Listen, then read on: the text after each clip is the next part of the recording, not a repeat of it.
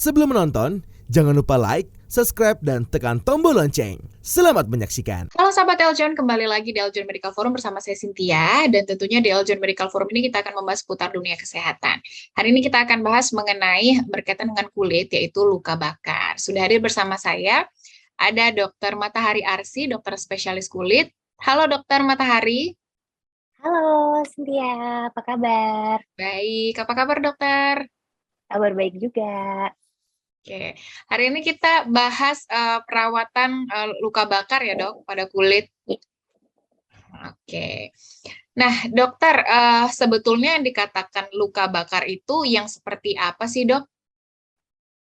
Oke, jadi yang dimaksud dengan luka bakar itu adalah luka karena suhu tinggi. Jadi bukan hanya karena api, luka bakar itu ternyata ada banyak ya. Jadi yang paling sering memang kalau yang aku ambil dari Amerika itu yang paling banyak nomor satu karena luka memang karena api yang terbakar. Jadi kebakaran api gitu, meledak dari api. Tetapi yang lain ternyata juga ada. Yang kedua misalnya adalah namanya scalding scalding luka bakar scalding, yaitu karena kontak.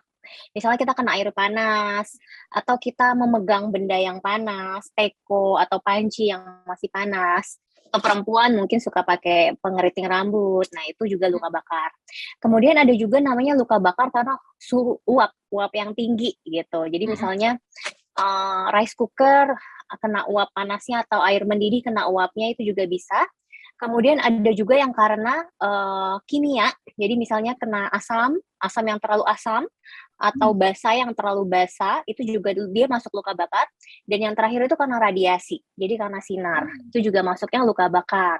Nah, kalau kulit kita terkena atau organ ya, karena ada satu lagi lupa, yang listrik itu juga masuk luka bakar. Nah, itu semua bukan cuma ke kulit, jadi ada juga yang bisa ke saluran nafas, saluran cerna, atau misalnya yang listrik itu dia bisa menembus langsung dari kulit masuk ke organ. Jadi luka bakar itu ternyata macam-macam gitu. Oke, ada golongan atau tingkatan tertentu nggak sih dok, yang mana yang mungkin parah, yang mana tadi sampai ke golongan dalam gitu ya dokter ya, gimana dok? Nah betul, jadi biasanya itu terbagi dua. Kalau misalnya untuk dokter, biasanya kita menggunakan ketebalan atau kedalaman dari luka bakar. Sedangkan kalau untuk masyarakat awam itu mungkin pakai angka biar lebih mudah ya. Jadi kalau untuk awam dia ada derajat 1, derajat 2, derajat 3 hingga 4. Derajat 2 juga dibagi dua, ada 2A dan 2B. Sedangkan untuk yang dokter itu dia lebih ke arah ini hanya superficial itu permukaan. Terus ada yang split thickness atau kedalamannya hanya setengah dari kulit, atau full thickness, seluruh kulitnya, lapisan kulitnya terkena, atau bahkan yang sampai organ di bawahnya juga terkena. Jadi full plus otot misalnya, ototnya juga sampai kena atau bahkan sampai tulang. Nah, dia ada diklasifikasikan untuk dokter atau medis dan untuk awam atau masyarakat awam. Gitu. Oke. Nah, dokter, ini yang mungkin menjadi banyak pertanyaan ya, dokter. Langkah awal yang tepat untuk menangani luka bakar itu seperti apa sih, dok? Oke, kalau langkah awal sebenarnya tadi tergantung dari macam-macam jenis luka bakarnya sendiri sebenarnya ya. Tetapi secara umum kalau kita terkena sesuatu yang menyebabkan luka bakar, itu satu sumbernya dihilangkan, kemudian kita basuh atau aliri dengan air yang air biasa ya, jadi bukan air basah. Kadang ini luka asam dikasih basah, atau misalnya dikasih NaCl atau cairan yang sering ada di rumah sakit, tetapi air biasa aja yang mengalir dingin dan terus-menerus. Karena kadang kalau misalnya sudah terkena luka bakar itu, walaupun apinya atau misalnya sumber panasnya sudah dijauhkan, kadang prosesnya masih terus berjalan nih di kulit. Jadi prosesnya tuh belum berhenti. Nah, itu kita harus alirin terus kalau misalnya kita bukan dokter ya, sambil dibawa ke tempat ke dokter atau ke orang medis yang lebih kompeten. Nah, yang penting satu lagi adalah juga pastikan untuk bagian wajah itu untuk bernafas. Jadi tanyain atau mungkin lihat kondisi pasiennya bisa nafas atau enggak, karena kadang yang paling bahaya satu itu juga untuk tersumbatnya saluran nafas atau kesadarannya menurun. Nah, itu harus lebih buru-buru lagi sambil sumber sambil dialiri terus. Kalau misalnya sambil dibawa mungkin sambil dikompres dingin terus ya, kalau misalnya tidak ada air mengalir gitu. Oke. Nah, banyak juga dokter apa namanya nggak tahu hoax apa enggak ya dokter, kadang ada yang menggunakan pasta gigi atau yang Oh iya, terkena minyak goreng, betul betul betul. disiram minyak goreng lagi, itu gimana dok? Oke, aku juga waktu masih kecil sering banget tuh. Jadi aku pernah namanya anak-anak ya sering pegang benda panas ya. Nah, tuh sama perawat yang ngurus aku waktu masih kecil tuh diolesin pasta gigi, katanya pertolongan pertama pakai pasta gigi. Tapi ternyata sebenarnya itu tidak ada evidence base-nya, tidak ada. Jadi hoax, mitos gitu ya.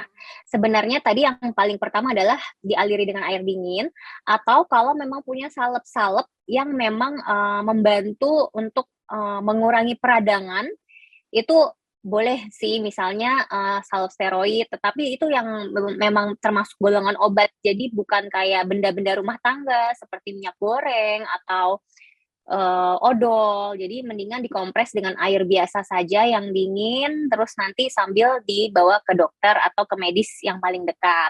Jadi kalau dioleskan mungkin ada rasa, mungkin odol dingin, kadang dulu ada yang dicampur mentol mungkin ya. Ya. Jadi mungkin ada sensasi lebih dingin. Tetapi sebenarnya odol itu kan zat kimianya yang terkandung macam-macam banget ya. Jadi bisa aja ada yang malah memperparah proses yang masih terjadi saat luka bakarnya gitu. Atau mungkin dia tidak steril, jadi malah bisa menyebabkan infeksi ke kulitnya gitu. Oke. Baik, jadi nggak boleh ya dokter ya kalau dikasih Iya, pasta gigi. itu kayaknya mitos zaman dulu. Oke. Nah dokter, ada juga kan luka bakar itu yang apa menggelembung ya dokter ya, nggak lama setelah kena yang panas menggelembung. Nah kalau itu gimana dokter? Kadang ada juga yang pengen dipecahin gitu ya dokter, itu gimana? Sebenarnya satu, kalau misalnya dokter atau medis yang melihat kalau gelembung itu dia tanda bahwa kedalamannya itu partial thickness atau kedalamannya setengah dari bagian kulit tetapi masih di bagian atas. Jadi kulit itu pun ada lapisan-lapisannya, dia masih bagian yang atas, jadi ada bagian yang dia lebih mudah terlepas gitu. Jadi ketika lapisan itu mudah terlepas, dia akan terisi cairan yang dari pembuluh darah kapiler. Jadi lama-lama makin lepas, terus jadi makin banyak isi cairannya. Nah, itu kalau orang awam mungkin lebih nyaman, itu berarti derajatnya 2A. Jadi 2A itu udah lumayan lebih berat ya, karena kalau udah derajat 2 ke atas itu udah harus biasanya nggak bisa yang cuman obat oles-oles aja atau tanpa ketemu dokter gitu kalau yang 2A. Kalau misalnya derajat 1 kadang mungkin kalau konsultasi online mungkin masih boleh lah ya, walaupun baiknya tetap ketemu dokter. Nah yang 2A ini dia memang tidak separah 2B atau derajat 3 atau 4, tapi dia sangat-sangat painful, sangat sakit karena dalam proses si cairan itu terus mengumpul di dalam si lepuh atau gelembungnya, yaitu akan membuat lapisan lain samping-sampingnya yang belum lepas itu kedorong, jadi makin lepas gitu, dan itu prosesnya sangat menyakitkan gitu. Oke. Ada juga dokter yang bilang katanya minyak zaitun membantu mengeringkan juga dok. Gimana dok? Oh, minyak zaitun itu sama ya sama yang odol tadi, jadi kayaknya termasuk mitos, jadi tidak betul. Belum ada penelitiannya bahwa minyak zaitun itu ada efek baiknya untuk luka bakar. Sama tadi balik lagi dikit nih Cynthia, yang tadi yang gelembung itu tadi untuk cairannya bagaimana gitu ya baiknya? Oke, cairannya itu sebenarnya harusnya kalau memang dia sangat besar, jadi biasanya kalau misalnya lepuhnya kecil, mungkin kita bisa tunggu dia mungkin akan terserap dan mengempes sendiri. Tapi kalau lepuhnya itu lebih dari ukuran sebesar biji jagung gitu, biasanya dia makin lama mungkin malah akan tambah besar, itu harus dikeluarkan, tetapi dikeluarkannya oleh profesional, jadi oleh medis, ditarik pakai jarum dan spuit itu suntikan, nanti disedot gitu. Jadi harus prosesnya steril karena mengeluarkan cairan. Nggak boleh dipecahin. Kalau bisa tetap dijaga supaya dia tetap tidak pecah agar dia menjadi pelindung untuk luka bakarnya. Jadi dia ada penutupnya gitu, luka bakarnya jangan dipecahin, nanti dia malah terbuka, malah jadi gampang infeksi gitu. Kalau yang tadi yang minyak zaitun itu juga sampai saat ini mitos ya, karena minyak zaitun satu tidak steril, tidak ada efek anti radang atau antibakterinya gitu. Oke, jadi kalau yang menggelembung jangan sampai dipecahin ya, Dok ya? Iya, betul. Oke. Kemudian ada juga dokter luka bakar yang sampai bernanah gitu ya, dokter. Apakah mungkin itu juga terlambat dalam ditangani mungkin ya, Dok? Itu gimana dokter penanganannya? Oke, kalau yang bernanah berarti betul, karena nanah itu adalah satu, dia tanda infeksi ya, jadi dia itu bekas dari bakteri-bakteri yang bergabung sama sel-sel kekebalan tubuh kita, itu yang sudah mati dan pecah. Nah, itu dia bentuknya nanah, warnanya kuning, biasanya kuning atau kehijauan, kuning susu hingga kehijauan, itu berarti sudah ada tanda infeksi.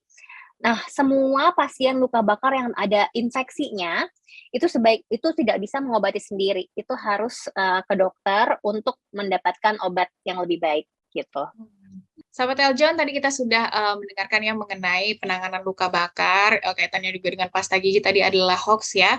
Dan kita akan lanjut lagi membahas mengenai penanganan luka bakar pada kulit. Jangan kemana-mana, tetap di Eljon Medical Forum.